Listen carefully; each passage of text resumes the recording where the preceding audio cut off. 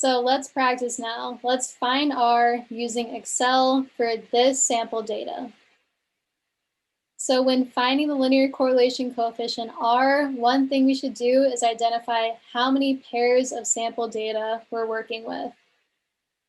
Remember for N, it's a little bit different of a definition here. So this is an example of one pair of sample data.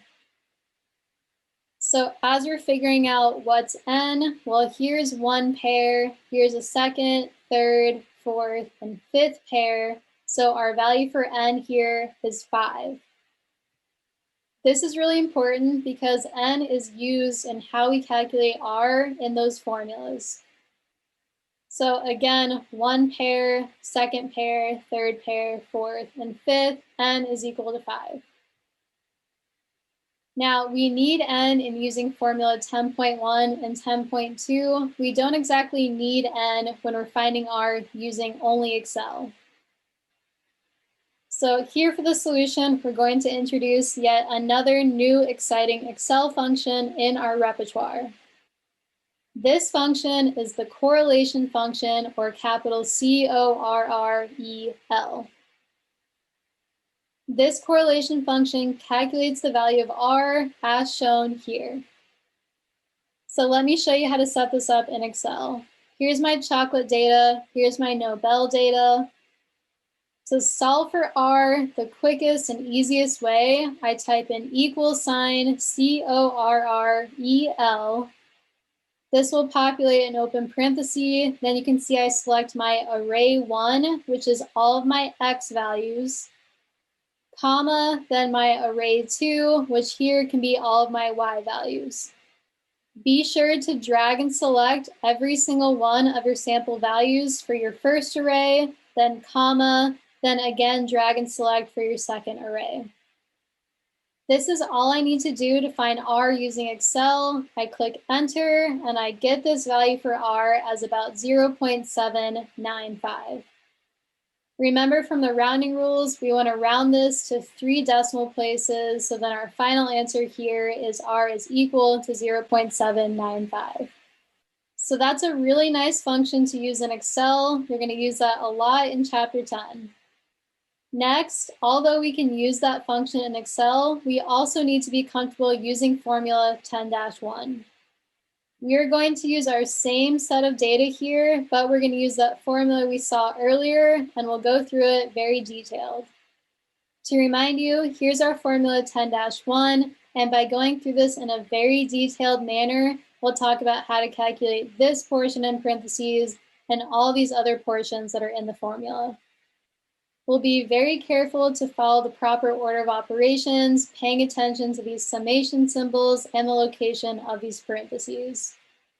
Now, the recommended way to solve this is to set up a really nice table, which will then help us get all these different portions of the formula.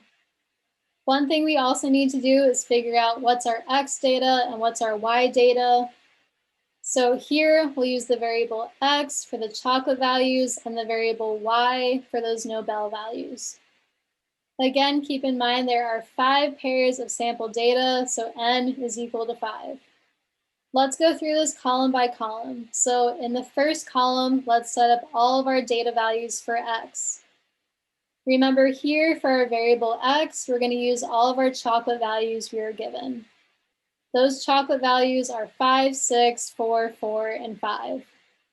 In this first column, after we set up all of our X values, what we want to do is take the summation of all those values or add all of these up. I'll first show you the setup of the organization of all of the columns, then on the next slide, I'll show you how I use Excel functions. So here's column number 1, all of our X values and the summation of all of those X values. Next, now we go to our column for our Y values. Here we're using the Nobel data, so 6, 9, 3, 2, and 11.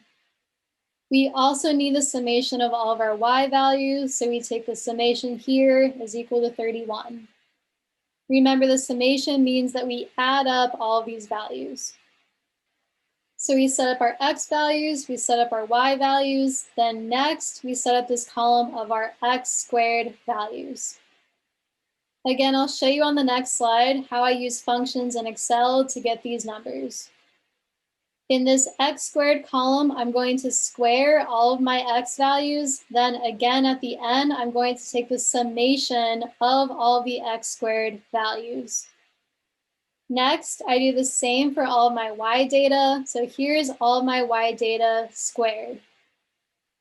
Once I've taken each y value and I've squared it, then again, I take the summation at the end. So here's 6 squared, 9 squared, etc. Then at the end here, I summed all of these y squared values. Then the last column here is setting up a column for x times y. So all of these values in these rows are x times y. Then at the end, I take the summation of all of my x, y values. Again, order of operations here is really, really important to consider. Here's my setup and the correct answers for each of these columns. Now I'm going to go through how I set this up in Excel.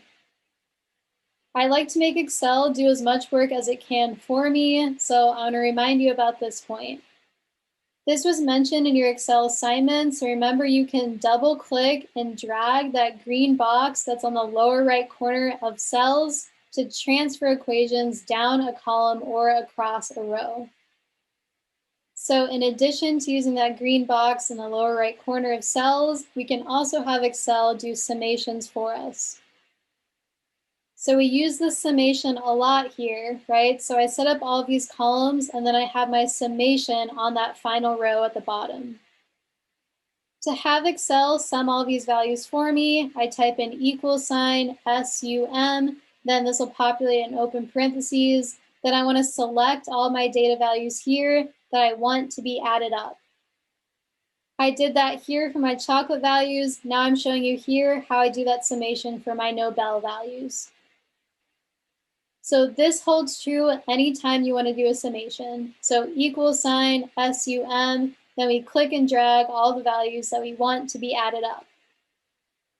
So now I've taken care of my first two columns. Next, I want to take care of this x squared column.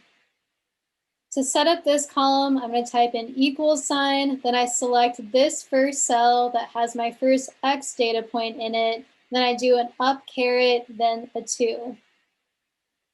This caret symbol and 2 means that I'm going to square whatever value is here. So I set this one up to square 5, then here's that little green box I was talking about.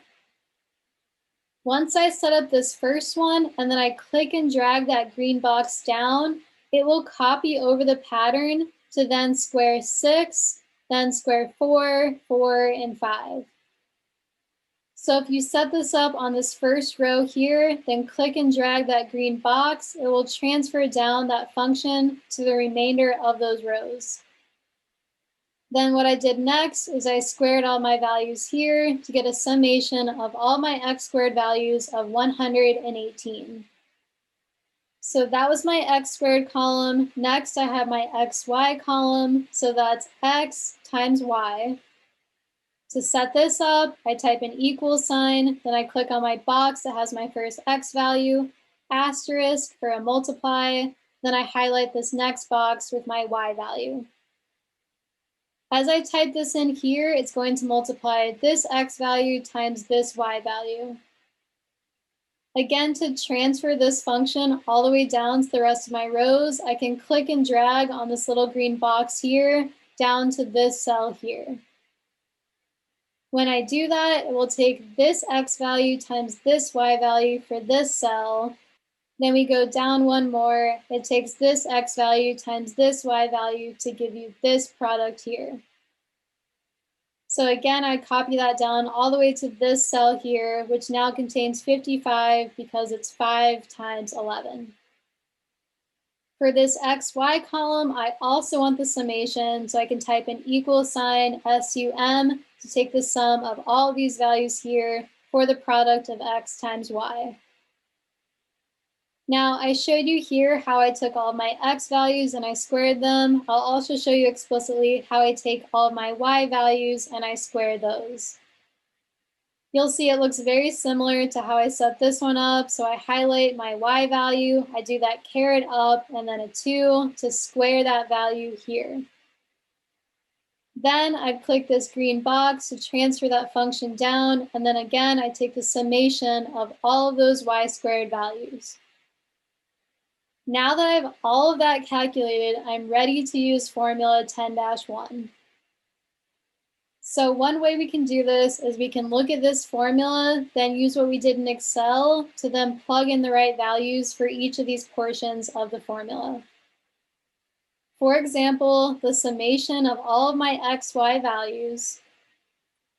To find that, I go to my column with all of my x, y values, where at the bottom I took the summation of all of my x, y values. I found that to be equal to 159.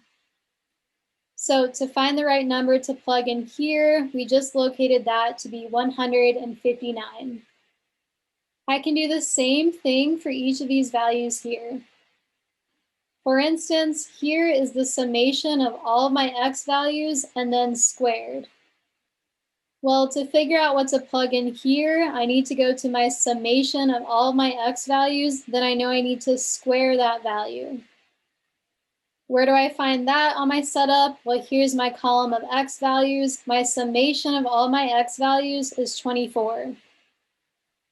Coming back to this formula, here's 24 that I put in here, and I still need to square it. So now we can do that for everything, and we plug in all the different variables here to get our final answer for R.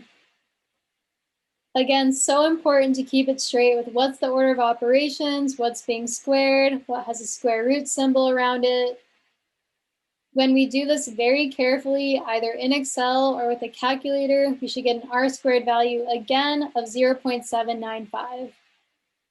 Remember, we also got this same value using the correlation function in Excel, but that was obviously a lot more straightforward. But it checks out. It's good that we got the same value also using formula 10-1. So this can get tricky, but it's doable, especially since we already found each value using our setup. So using that setup, I'm also going to show you a different way you can solve for R, all in Excel. I need to keep this formula in mind as I start to plug in different numbers. Now, how I set this up in Excel is I actually broke it down into solving for my numerator first, then this left-hand side of the denominator, then this right-hand side of the denominator. So in solving for the numerator, I need my number of sample data pairs, so that's n is equal to 5. Then for the summation of my XY data multiplied, I look here in this last column, so it's this n value times my summation of my XY data. From that, we subtract the summation of the X data, so that's in this cell here, where this cell here has to be multiplied by the summation of my Y data. So this is how I set up my numerator in Excel. Next, for the denominator on this left-hand side, again, I need this value for n. This value for n is multiplied by the summation of all of my x squared values. So in Excel here, here's n, here's my summation of all of my x, y values here in this cell. We subtract the summation of my x values, so that's here, which needs to be squared. So I set all of this up, still knowing I need to take the square root of all of this here. Next, similarly for my denominator on this side, I need to take n again, now multiplied by the summation of all of my y values squared. All of my y values squared we did in the purple column here, so here's my n value multiplied by 251. Again, as you're getting more and more comfortable using Excel, you could type in 251 right here, or you can click on the cell that contains the number 251. From that, we subtract the summation of my y values that are squared. In the green column were my y values, so here's this, number 31, and we needed to square that. For the right-hand side of the denominator, we also needed to take the square root of that, so I've done that here in this cell in Excel. I like doing these portions individually just to help me make less mistakes. Now, solving for r altogether, I know I need to take my numerator divided by this multiplied by this. What that looks like in Excel is I take this number here for my numerator divided by this left-hand side, which is multiplied by the right-hand side. Notice that I did put parentheses here around the left-hand side and the right-hand side. Although from order of operations, that shouldn't matter. You shouldn't really need those parentheses, but I put them in there just to be safe. When I calculate this and I change the number of decimal places to be only 3 when following my round off rule, I get an R value again of 0.795. So far we've used the correlation function, and then we've also used formula 10-1. Next, you guessed it, we're going to go through the process of using formula 10-2 still to calculate our R value for this set of sample data.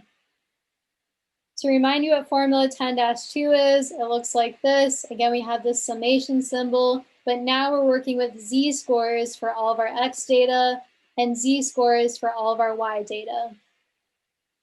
In solving for this using 10-2, I want you to keep in mind why we're using 10-2. As we go through this formula and the setup, it'll help you more easily understand what our R value is and how we calculate it.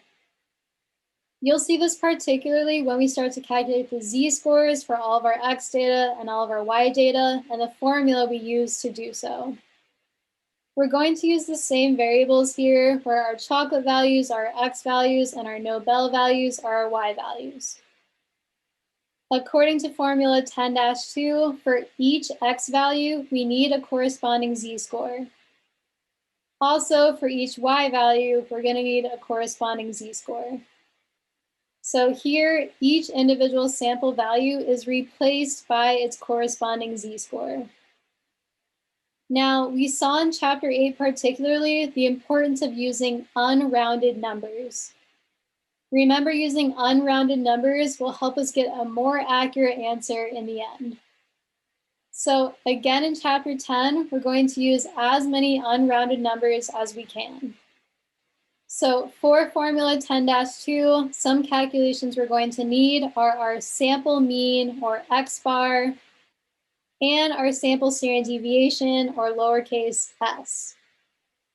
As we proceed in using both the x bar and the sample standard deviation, again, we want to use those as unrounded numbers. So you've done this previously using Excel. Let's review how to calculate for x bar and how to calculate for the sample standard deviation. So here's my X data, here's all my chocolate data, then I take the average of all of these data to get X bar. Remember, we don't call a mean an average, but here in Excel, we're going to use the average function in order to get the sample mean, or X bar. So I type in =, average, then I highlight all the values that I want to get the mean for. Next, remember there are a few different Excel functions to calculate standard deviation. So to use the correct formula for sample standard deviation, we want to type in =stdev.s. This .s is to get a sample standard deviation and not a population standard deviation. Remember, here we're working with just a sample of data, not a whole population of data. So using this function, we highlight the data we want to get the standard deviation for, we click enter, and there we go. So now for my X data, my chocolate data, I have a sample mean. I also have a sample standard deviation. In notation, that's X bar, and then this one is my sample standard deviation of my X values, so S subscript X. We'll need to do this as well for our Y data, so you can imagine for that, the notation will be S subscript Y. Let's continue with the solution now. Again, remembering we want to use unrounded numbers. For formula 10-2, we need a corresponding z-score for each individual data value. So let's start out with this first x value, which is that x is equal to 5. To calculate the z-score for x equal to 5, we need to use this formula here. So for each individual x value, we plug that in here separately. Then we take that minus x bar, then divided by the standard deviation for our x data values. In this case, our x data point is 5, our x bar is 4.8, our sample standard deviation, or S subscript x, is this long unrounded number here. When we plug this in to find our z-score for x is equal to 5, we should get this value here.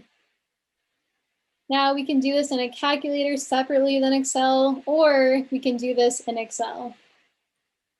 Let me show you how I set this up in Excel. So again, here's all my x data points, 5, 6, 4, 4, and 5. To use formula 10-2, I needed to calculate my value for my x bar, my sample mean, and S subscript x, my sample standard deviation. So to set this up in Excel, I'm taking my x value, which is 5, in parentheses, I'm subtracting my x bar value. Because of order of operations, I do need to put these in parentheses. So again, my x value minus x bar, all in parentheses, divided by my sample standard deviation. When I click enter in this cell, I will get this same z-score of 0.239. Now, I mentioned we can click on this little green box here to drag down and translate the function we have in this cell to the remainder of the cells. One trick I have not talked about explicitly yet in the semester is using $ around different letters in Excel. Now, again, you can set this up manually each time for each of these cells, or you can use this $ trick that I'll show you on the next slide. So now, to actually translate that equation down to the remainder of the rows, we want to translate that function down, but we want to continue to refer back to the same x bar and the same sample standard deviation. In order to do this, we actually need to put $ around the letters in Excel, and I'll show you what I mean. Here's what this looks like in Excel. I still have equal sign, my x value, here's my x bar value, here's my sample standard deviation. To set this up correctly in Excel, to be able to drag and transfer the same equation down, I still want this box to use a new x value each time. But what I don't want this to do is to use a new value for my x bar and for my sample standard deviation. So to make this work in Excel, I need to put $ around the letter of the cells that I want to keep constant. The cells I want to keep constant are this mean value and the sample standard deviation. So what you'll notice is I have a $ around G and a $ on the other side of G when I'm alluding to my sample mean cell. Similarly, for my sample standard deviation, I have a $ around G again and a $ around G again. Notice the placement of the $, it's just around the letter. And notice that I'm only doing this for the cells that I want to remain constant. I do not put $ around this because I do want these to go from 5, 6, 4, 4, and 5. If I put $ around this, I would just be calculating the same number each time. Why? It's because I'd always be referring back to number 5 here for my x value. But I don't want to do that. I want to refer to 6, my next x value, then 4, then 4, then 5. So you can choose to go this way, or you can just set this up manually each time. If you have any questions about this, definitely let me know. Once we have it set up like this, we can double click that arrow to actually translate this function down to the remainder of the rows. Again, using the $ method or doing this manually, we should get these answers here for our z-scores for each x value. Just to show you what this looks like for the last row in this column, this refers to this value for x, but still my same mean and still my same standard deviation. I want to caution you against an alternative way to set this up, where you might think, oh, can't I just type in 4.8 for my mean and 0.8366 for my sample standard deviation? Well, remember what we've just been talking about, that we want to use unrounded numbers. If you just use a sample standard deviation of 0.83666 and not the full number, you would not get as accurate of an answer, and we want to get as accurate of an answer as possible. So when we do this, we have a z-score for each individual x value. I mentioned we need to repeat this for all of our y values, so we would do the same for all of our Nobel values. Remember how we started this off? I needed my sample mean and my sample standard deviation. We can calculate those the same way like we did for our x values, so we could type in average and then highlight all of these values here. This is still my x bar, it's still my sample mean, but for all of my y data values.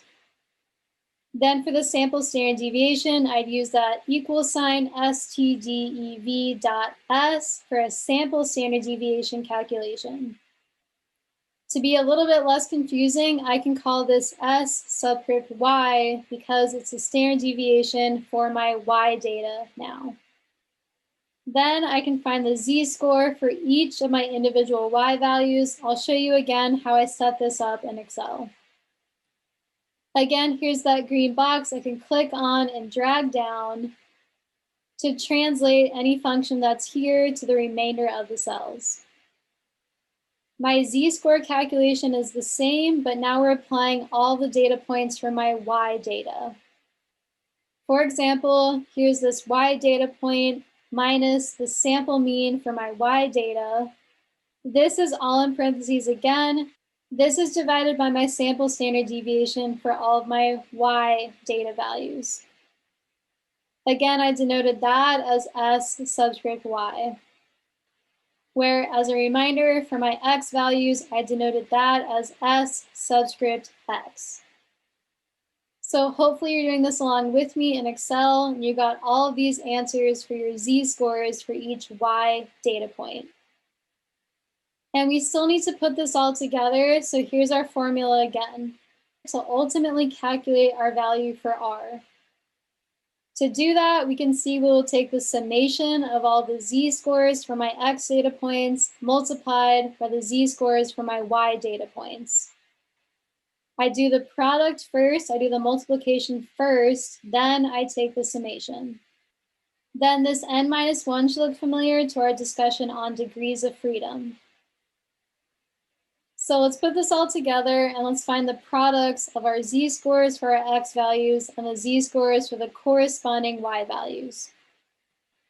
In Excel, I ended up copying and pasting over the values in each of these columns. In your Excel assignment so far, it has been mentioned when you copy and paste over data to be really careful about doing so. When I copied and pasted over this data, which contained formulas, I needed to click copy and then paste special. Paste special and then values only. Because I did not want to copy and paste over the formulas, which would then recalculate these values here. So selected a column, copied it, paste special, values only. You do not have to take these steps. I just wanted these columns to be next to each other so that I could calculate zx times zy. So as I did, I took all my z-scores for my x data points multiplied by the corresponding z-score for that y data point. So to do this, I took equal sign, then this cell multiplied by this cell. I then use that green box to translate down the same function to the remainder of these cells. I then again found the summation of all these values here to get about 3.18. Remember, for a summation, we type in equal sign SUM, then we highlight all the cells that we want to add up. So again, as I summed all these products up, because of what our formula 10-2 is, I get a value of about 3.18. I show you that summation here explicitly, so equal sign sum, and then I highlighted all these values here to get this answer. Now, in the final step of using 10-2 to calculate my R value, I still want to use as many unrounded numbers as possible. So because of that, I'm going to use the full unrounded version of this 3.18. Here's a reminder of the formula. So I take this summation divided by n minus 1. Again, I'm not just using 3.18 here. I'm using this full unrounded number in my numerator. You can do this with a calculator or in Excel. So this is how I set this up. I know n, my number of sample pairs, is 1, 2, 3, 4, 5. So n is equal to 5. I also explicitly calculated my degrees of freedom as n minus 1, so that's equal to 4. Then to use the unrounded number for my numerator, I type in equal sign, then I click on this cell here. When we click on this cell directly, it will use the full unrounded number in that calculation. So my R value is this cell here divided by my degrees of freedom. I click enter. Then I also round this down to 3 decimal places, and again, I get R is equal to 0.795. So what we did in section 10.1 is we used the correlation function in Excel to get that R value. We also now feel comfortable enough with formula 10-1 and 10-2 also to calculate our R value. Practice doing each method. Make sure you get the same value for R for either method that you use. As always, let me know if you have any questions about anything, and I'll see you next time for 10.1 Part 2.